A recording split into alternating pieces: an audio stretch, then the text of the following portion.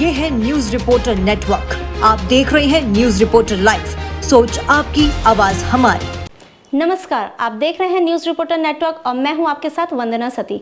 शुरू करते हैं खबरों का सिलसिला, लेकिन उससे पहले नजर डालते हैं सुर्खियों पर। प्रदेश के मुख्यमंत्री पुष्कर सिंह धामी ने जम्मू में की प्रवासी उत्तराखंडियों से मुलाकात, संस्कृति संवर्धन के प्रयासों के लिए की सराहना। भाजपा के चुनावी अभियान पर कांग्रेस प्रदेश उपाध्यक्ष मथुरा दत्त जोशी ने किया कटाक्ष, सरकार ने प्रदेश को दी गड्ढा मुक्त की जगह गड्ढा युक्त सड़कें। जिलाधिकारी सविन बंसल का एक्शन मोड जारी, शराब संचालक का काटा 50,000 का चालान। वन नेशन वन इलेक्शन को मंजूरी मिलने पर उत्तराखंड बीजेपी में खुशी की लहर, प्रदेश अध्यक्ष महेंद्र भट्ट ने कहा, इस पर दलगत राजनीति जरूरी नहीं। अब खबरें विस्तार से। प्रदेश के मुख्यमंत्री पुष्कर सिंह धामी से जम्मू में प्रवासी उत्तराखंडी भाई बहनों ने भेंट की। इस अवसर पर उन्होंने जम्मू में उत्तराखंडी समाज द्वारा देवभूमि की संस्कृति और परंपरा को सहेजने के लिए किए जा रहे प्रयासों के बारे में भी अवगत कराया। मुख्यमंत्री ने कहा कि अत्यंत प्रसन्नता की बात है कि प्रवासी उत्तराखंड वासी अपनी सांस्कृतिक जड़ों से जुड़े हुए हैं और इसके संवर्धन के लिए अपने स्तर पर कार्य कर रहे हैं। साथ ही उत्तराखंडी भाई बहन अथक परिश्रम और लगन से देश के विभिन्न क्षेत्रों में भी अपने कार्यों के माध्यम से प्रदेश का नाम रोशन कर रहे हैं, जो काबिले तारीफ है। प्रदेश में निकाय चुनाव को लेकर राजनीतिक दल तैयारी में जुट गए हैं। वहीं कांग्रेस भी नगर निगम देहरादून के अंतर्गत लगातार जनसंपर्क अभियान चला रही है, जिसे लेकर कांग्रेस प्रदेश महामंत्री नवीन जोशी का कहना है कि अभी तक 75% वार्ड कवर किए जा चुके हैं और हर जगह लोगों को काफी समस्याएं हैं। जनता नगर निगम की नीतियों से परेशान है, लेकिन सबसे बड़ी चुनौती ये है कि लोग अपनी बात कहाँ जाकर कहें और किसके सामने अपनी समस्या रखें। लोग सरकार की नीतियों को जान चुके हैं और केदारनाथ उपचुनाव में भी कांग्रेस चुनाव जीत रही है। के अंदर हमने पूरे 100 वार्डों के अंदर जन संवाद से जन समर्थन कार्यक्रम हमने शुरू किया है। लगभग 75% वार्ड हम लोगों ने कवर कर दिए हैं। क्षेत्र में जहाँ भी हम जा रहे हैं वहाँ पे अनेकों प्रकार की समस्या आ रही है। कहीं पे सीवर की समस्या है, गंदगी की समस्या है और नगर निगम प्रशासन की ओर से जो काम नहीं किए जा रहे हैं वो सारी समस्या हैं और लोग इन समस्याओं को लेकर किसके पास जाएँ, सबसे बड़ी दुविधा ये देखने को आज मिल रही है, क्योंकि जनप्रतिनिधि है नहीं। जनप्रतिनिधि जब होते हैं तो लोग अपनी समस्याओं को उनको बताते हैं और उनका समाधान भी होता है। भाजपा के जोर शोर से चलते चुनावी अभियान पर कांग्रेस प्रदेश उपाध्यक्ष मथुरा दत्त जोशी ने कटाक्ष करते हुए कहा कि भाजपा को सदस्यता अभियान की जगह समस्या समाधान सप्ताह चलाना चाहिए। प्रदेश में लगभग 400 से अधिक सड़क मार्ग बाधित हैं। सरकार ने गड्ढे मुक्त सड़क बनाने की बजाय गड्ढे युक्त सड़कों का निर्माण किया है और इतना सब कुछ होने के बाद भी मंत्री जी का कोई अता पता नहीं है। मैं तो उसको धन्यवाद करूंगा उस व्यक्ति को जिसने गड्ढे में भाजपा का झंडा लगाकर लिखा है कि भारतीय जनता पार्टी को वास्तव में समस्या समाधान सप्ताह चलाना चाहिए और सदस्यता अभियान चला के बहुत बड़ा फायदा नहीं हो।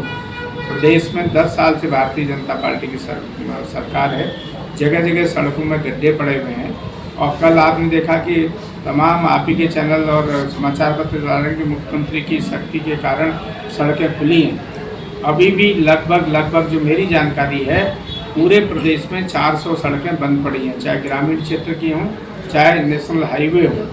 दिल्ली में आतिशी के सीएम बनने के बाद से पूरी आम आदमी पार्टी में खुशी का माहौल बना हुआ है। वहीं उत्तराखंड की आम आदमी पार्टी में भी खुशी की लहर दिखाई दे रही है। इस मौके पर आम आदमी पार्टी के यूथ विंग के अध्यक्ष सचिन थपलियाल ने कहा कि जब पूरे देश में क्राइसिस आ रहा था तो पूरा देश भ्रष्टाचार में लिप्त था और देश की राजधानी दुष्कर्म के मामलों में आगे बढ़ती दिखाई दे रही थी और इसी बीच दिल्ली में एक बड़ा आंदोलन हुआ और लोगों को आशा और उम्मीद बनी। इसी आंदोलन से ये पार्टी जन्मी है और लोगों ने अरविंद केजरीवाल के ऊपर अपना विश्वास जताया है। क्योंकि विचारधारा जब पूरा देश में क्राइसिस आ रखा था 2010 कांग्रेस के कार्यकाल में, जो 2004 से फिर मनमोहन सिंह का कार्यकाल हुआ, उसके बाद जो पूरा क्राइसिस देश भर में आया वो क्राइसिस भ्रष्टाचार को लेकर था। देश के केंद्र दिल्ली एक तरीके की रेप कैपिटल बन चुकी थी। पूरे निर्भया कांड से लेकर तमाम प्रत्येक दिन दर्जनों रेप दिल्ली में हुआ करते थे। भ्रष्टाचार का एक गढ़ दिल्ली बन चुका था। तो उस दौर में एक बड़ा आंदोलन दिल्ली के अंदर हुआ, अन्ना आंदोलन या जन लोकपाल आंदोलन के रूप में हम उस आंदोलन को देखते हैं। वो आंदोलन हुआ उत्तराखंड में जल्दी ही केदारनाथ विधानसभा के उपचुनाव होने वाले हैं। वहीं उपचुनाव को लेकर भाजपा की तैयारियां काफी तेज चल रही हैं। पार्टी ने मंडल स्तर पर मंत्रियों को भी केदारनाथ विधानसभा की जिम्मेदारी दी है, तो वहीं दूसरी तरफ कांग्रेस भी अपनी तैयारी को आगे बढ़ाते हुए जीत का पूरा भरोसा जता रही है। वहीं कांग्रेस के सभी नेताओं का दावा है कि बद्रीनाथ विधानसभा की जीत के बाद अब हम केदारनाथ उपचुनाव में भी जीत हासिल करेंगे। इस पर तंज कसते हुए प्रदेश कैबिनेट मंत्री प्रेमचंद अग्रवाल ने कहा कि कांग्रेस को अपनी जमीनी हकीकत पता चल जाएगी और हम सिर्फ संगठनात्मक दृष्टि से ही नहीं बल्कि सरकार और केंद्र की दृष्टि से भी इस चुनाव को लेकर पूरी तरह तैयार और आश्वस्त हैं। उत्तराखंड संशोधन विधेयक के विषय में प्रवर समिति की विधानसभा में पहली बैठक हुई। प्रवर समिति के अध्यक्ष संसदीय कार्य मंत्री प्रेमचंद अग्रवाल की अध्यक्षता में पहली बैठक हुई। प्रवर समिति के अध्यक्ष प्रेमचंद अग्रवाल ने कहा कि गैरसैंण में विधानसभा सत्र के दौरान विधेयक को लेकर कुछ सदस्यों के द्वारा विषय में जानकारी दी गई थी। आज प्रवर समिति की पहली बैठक हुई और अभी इसमें सामान्य बातचीत हुई है। अगली बैठक 24 सितम्बर को होगी। देखिए, आप जानते हैं जब गैरसैंण में विधानसभा सत्र हुआ था और वहाँ प्रवर समिति के गठन के बारे में बातचीत हुई थी। आज यहाँ अधिसूचना जारी होने के बाद पहली बैठक प्रवर समिति की हमने की है और निश्चित रूप से हमारे सम्मानित साथियों के द्वारा जो जिज्ञासाएं व्यक्त की गई उसके संदर्भ में जो हमारे उपस्थित अधिकारीगण थे उन्होंने बताया। और अभी चूँकि ये हमारी पहली बैठक थी और इस बैठक के बाद फिर दोबारे हम लोग 24 तारीख को यानी 24 तारीख दिन मंगलवार 11:30 बजे फिर हम बैठ रहे हैं।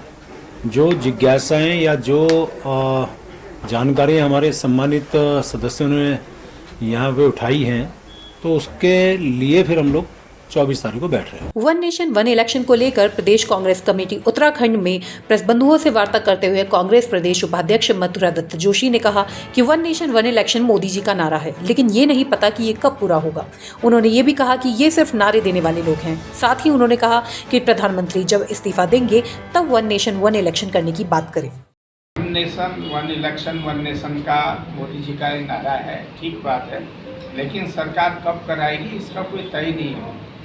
इन्होंने ऐसे ही किया जैसे महिला विधेयक लाए थे, वैसे ही वन नेशन वन इलेक्शन की बात ये कर रहे हैं। अच्छा होता कि मोदी जी आज इस्तीफा देते और राज्यों के मुख्यमंत्रियों से भी इस्तीफा देते, उसके बाद अगर वन नेशन वन इलेक्शन की बात करते, 6 महीना साल भर में सारे देश में एक साथ चुनाव कराते, एक उदाहरण पेश करते, तो मैं समझता हूँ अच्छी बात रहती।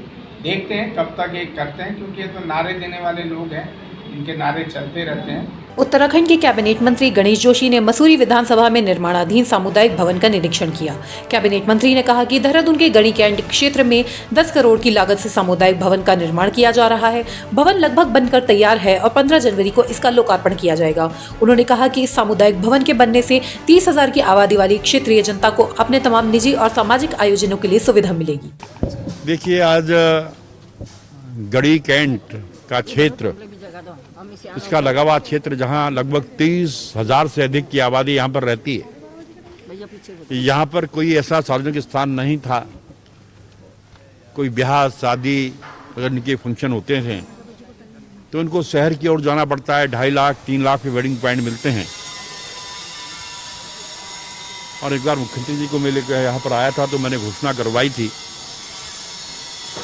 10 करोड़ की लागत से एक विशाल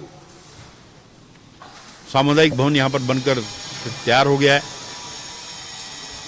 फिनिशिंग वर्क चल रहा है। 15 जनवरी को इसका लोकार्पण कर हम यहाँ की जनता को सम्मानित करेंगे। वन नेशन वन इलेक्शन प्रस्ताव को केंद्रीय कैबिनेट से मंजूरी मिलने का उत्तराखंड बीजेपी ने स्वागत किया है। बीजेपी के प्रदेश अध्यक्ष महेंद्र भट्ट ने कहा कि ये भाजपा के घोषणा पत्र का हिस्सा है और मोदी सरकार की प्राथमिकताओं में से एक है। लिहाजा इसके लागू होने से देश के समय और खर्च दोनों में बड़ी बचत होना तय है, जो कि देश के विकास की गति को तेज करेगा।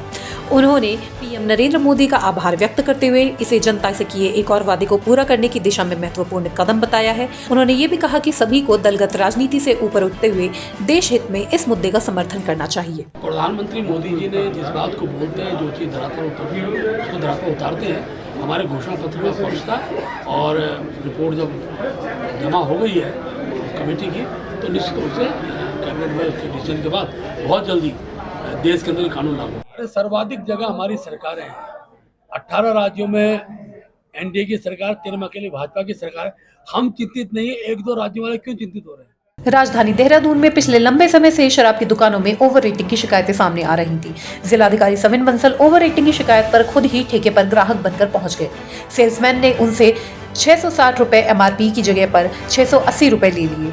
जिलाधिकारी को 20 रुपए की ओवर रेटिंग मिली। वहां मौजूद स्टाफ को जब पता लगा कि जो ग्राहक सामने आए हैं वो देहरादून के जिलाधिकारी हैं और उनसे MRP से ज्यादा पैसे लिए गए हैं, तो ठेके के कर्मचारियों में हड़कंप मच गया। जिलाधिकारी ने ठेका संचालक का 50,000 का चालान कर दिया। केदारनाथ विधानसभा उपचुनाव को लेकर बीजेपी ने एक बार फिर से दावा किया है कि चुनाव में पार्टी की बड़ी जीत होगी। विधानसभा उपचुनाव के लिए अभी अधिसूचना जारी नहीं हुई है, लेकिन सभी राजनीतिक दल और संभावित प्रत्याशी अपने अपने स्तर पर जनता के बीच में जाकर माहौल बना रहे हैं। बीजेपी महिला मोर्चा की प्रदेश अध्यक्ष आशा नौटियाल ने केदारनाथ विधानसभा क्षेत्र में पहुंचकर वहां स्थितियों का जायजा लिया। उन्होंने कहा कि केदारनाथ विधानसभा सीट बीजेपी की परंपरागत सीट रही है और वहां की जनता भाजपा के पक्ष में है। मुख्यमंत्री पुष्कर सिंह धामी ने आपदा के समय मौके पर पहुंचकर लोगों को राहत पहुंचाने का काम किया है। देखिए, माहौल अनुकूल है और वहाँ पर भारतीय जनता पार्टी का ही विधायक बनेगा, क्योंकि भारतीय जनता पार्टी की सरकार ने वहाँ के लिए बहुत सारे काम किए हैं। विकास कार्य हो रहे हैं, सड़कें हो रही हैं, पेयजल हो रहा है।